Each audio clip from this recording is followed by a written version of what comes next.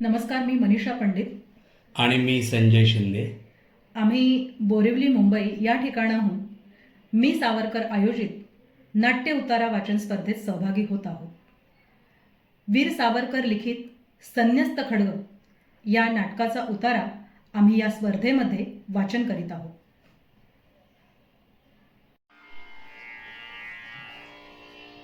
कितीतरी सुललित सहज गीती, कितीतरी सुललित सहज गीती, तारन बहुताणी, तारन बहुताणी, कितीतरी सुललित सहज गीती. ताणीशी तनु बीन तुटे, ताणीशी तनु बीन तुटे, शिथिल तरी गीती नुठे, शिथिल तरी गीती नुठे. अति ते करीत हानी, अति ते करीत हानी, कितीतरी सुललित सहज गीती, कितीतरी सुललित सहज गीती.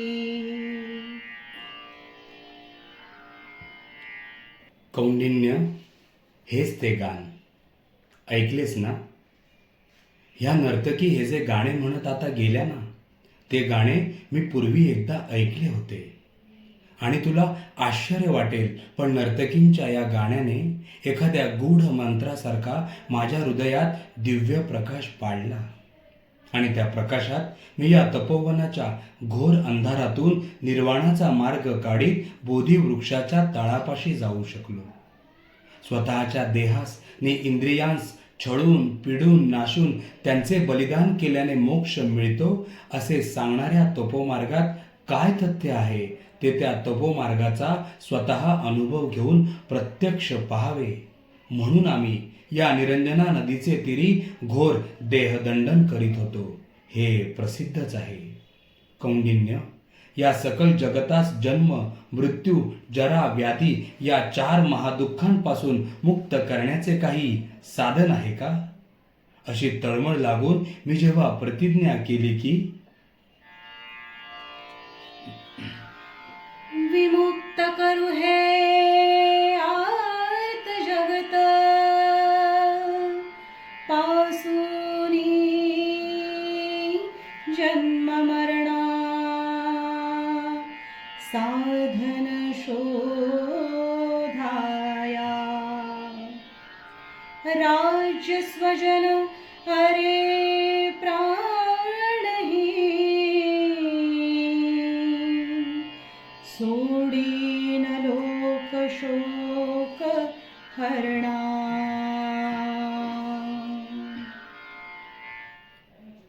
अशा प्रबळ निश्चयाने मी या दुःखमय संसाराचा त्याग करून माझे शाक्य राज्य, माझी तरुण भार्या देवी यशोधरा, माझा नवजात तनय राहुल, माझे सर्वस्व सोडून मी या वनात येऊन राहिलो.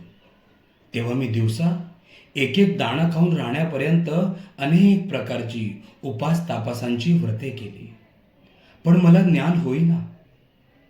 शेवटी मी आसन्न मरण होऊन रात्रंदिवस पडलो, परंतु त्यामुळे होती ती विचारशक्ती देखील नष्ट झाली. मग अधिक ज्ञान मिळण्याची गोष्टच दूर. इतक्यात एक दिवस नाचाच्या मुले हे गाणे म्हणत त्या मार्गाने गात गेल्या की, विण्याची तार अगदी ढिलावू नकोस, नाहीतर गीत उपजणार नाही. फार ताणूही नकोस, नाहीतर विणाच तुटेल. ती स्थिती इंद्रियांची, या तनुवीणेची. ही इंद्रिये अगदी लाडावाल तरीही शांती संगीतास आचवाल, त्यास फार छळाल तरीही शांती संगीतास मुकाल. तर या इंद्रियाश्वांची योग्य ती जोपासना करून, पण उत्तम स्वारासारखी त्यांची वाघुरं हातात ठेवून जर त्यांचा उपयोग करून घ्याल, तर ती सहजावस्थाच तुम्हाला ज्ञान मार्गाचा प्रवास सुखकर करेल व अंती निर्वाण प्राप्त करून देईल. हा सिद्धांत मला पटला आणि मी ते देहपीडन सोडले, अन्न स्वीकारले आणि युक्ताहार विहार होच्छाता त्या बोधिवृक्षाच्या छायेखाली समाधीयुक्त ज्ञान मार्गाने निर्वाणाचे परमसुख अनुभवू शकलो. कौंडिन्य, जो हिंसामय यज्ञ मार्गासंबंधी सिद्धांत तोच या देह दंडनात्मक तपोमार्गाविषयीही सत्य आहे काय? सांग पाहू. हिंसामय यज्ञ मार्गाविषयी तथागत बुद्धाचा सिद्धांत काय तो सांग पाहू. हे भगवान बुद्धदेवा, आपला हिंसामय यज्ञाविषयीचा सिद्धांत मी संपूर्णपणे आकलन केला आहे. लवा हेते अदृढाहा यज्ञरूपाहा. भाराभार शेणफाटे गोळा करा, त्याची एक थोरली होळी करा. आनंदाने बागडणाऱ्या बिचाऱ्या कोकरास आणि वासरास त्याचे पाय बांधून भाजी कापावी, तसे त्यांचे गळे, हृदय, वसा, नसा गंभीरपणे मंत्र म्हणत चराचर कापा. आणि त्यांच्या मांसाच्या निरनिराळ्या तुकड्यांना हा इंद्राचा, हा मरुताचा, हा वरुणाचा म्हणून आगीत रक्ताच्या धारांसह जाळीत बसा. अशा या रक्ताळलेल्या यज्ञाने जर देवता प्रसन्न होतात, तर त्या कासाईखान्याने का प्रसन्न होऊ नयेत? हे कर्मकांड नव्हे, हे हत्याकांड आहे. आणि याने देव जर खरेच प्रसन्न होत असतील, तर ते देव नसून दैत्यच असले पाहिजेत. कोकरांना आणि वासरांना मारले म्हणे मनुष्यास मोक्ष मिळतो. कोण हे खूळ? पुन्हा यज्ञाने जो स्वर्ग मिळतो, त्यातही दुःखपूर्ण देवांच्या कथाच सांगतात की देवही मत्सर, क्रोध, भय, दुःख आणि असंतोष ह्यांच्यापासून मुक्त नसतात.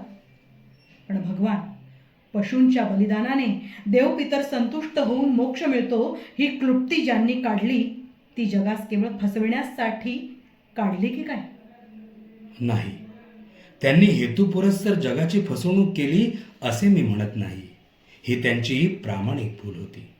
चिरंतन आणि अमर असे जगातील मूलतत्व शोधण्याच्या आणि अशेष दुःखापासून मुक्त होण्याचे साधन उपलब्ध करण्याच्या मनुष्य जातीच्या प्रशंसनीय प्रयत्नांची ती एक पायरी होती. तो एक बुद्धीचा भ्रम होता. पण अनुभवाने आणि विचाराने तो भास निरसन झाल्यावरही कोणचा शहाणा मनुष्य त्याला तसाच चिकटून राहील?